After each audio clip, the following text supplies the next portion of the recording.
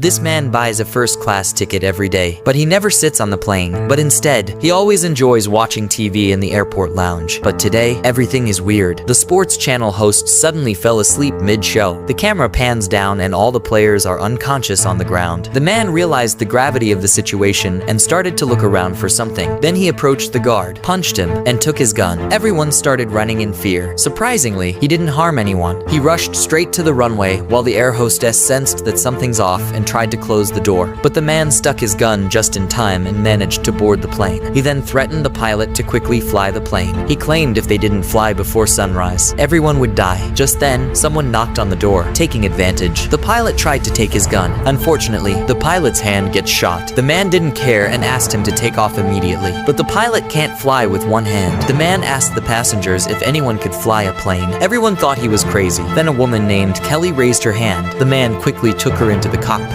She started the plane, and the plane slowly began to take off. Meanwhile, the co-pilot sees this and tries to stop the flight. But the main pilot was at gunpoint. He even tried to communicate with the tower, but the gunshot had damaged the communication channel. The plane finally takes off, and now everything is fine. The pilot finally asks why he's afraid of the sun. The man reveals that he is an army major of NATO. He heard that sun is acting weird recently, and that the sun's radiation will kill everyone, even those inside the house. At first, he didn't believe it, but when he saw athletes die on live TV, he was convinced. Now they have to stay in the dark and avoid the sun in order to survive. The pilot and Kelly didn't believe a word he said because